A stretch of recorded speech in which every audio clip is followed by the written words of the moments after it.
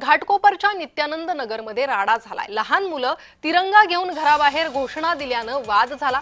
मुलांना घोषणा देण्यापासून रोखल्यानं हाणामारी झालेली आहे। तर या हाणामारीची काही दृश्य समोर आलेली आहे। तिरंगा घेऊन घोषणाबाजी केल्यानं हा राडा झाल्याचं कळतंय।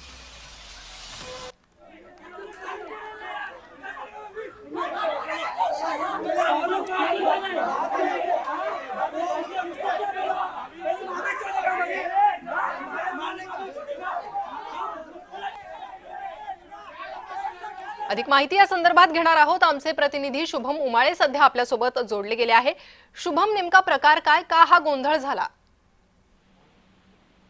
पहिल्यांदा खरं बघायला गेलं तर कुठेतरी 26 जानेवारीला मुंबईतून गालबोट लागल्यासारखं चित्र समोर आलेलं आहे आणि त्याच्यामध्ये मिळालेल्या माहितीनुसार घाटकोपरच्या नित्यानंद नगरमध्ये लहान मुले जे आहेत ते तिरंगा झेंडा घेऊन फिरत होते आणि त्यामुळे त्यांना मारहाण झाल्याचं सध्या समोर आलेलं आहे। सध्या पोलीस जो आहेत अधिकचा तपास यामध्ये करताना दिसून येत आहेत। पण अशामध्येच नेमकं कारण काय होतं, ही हाणामारी कशासाठी, का एवढा राग होता, काय एवढा राग अनावर झाला की लहान मुलांना मारण्यात आलेलं आहे, असं एकच प्रश्न सर्व घाटकोपरमधील नागरिक जे आहेत ते आता विचारत आहेत। आणि नेमका हा वाद इतका टोकाला काय गेला आहे, नेमकी कारण काय होती?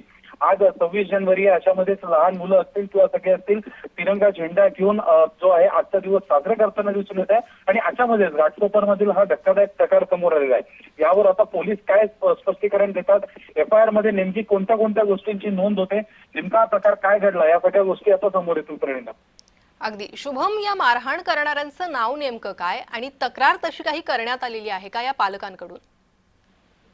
अर्थातच सर्व कारवाई जी आहे ते पोलीस करण्यात येत आहेत। नाव अद्याप कोणाचं समजलेलं नाही आहे, पण सध्या पोलीस स्थानकांमध्ये सर्व कारवाई जी आहे गुन्हा नोंद करायची ही सध्या सुरू असल्याचं समजून येत आहे। प्रणिमा जी, शुभम, या संदर्भातील अधिक अपडेट तुमच्याकडनं वेळोवेळी घेत राहू। तुर्तास धन्यवाद या सविस्तर माहितीसाठी।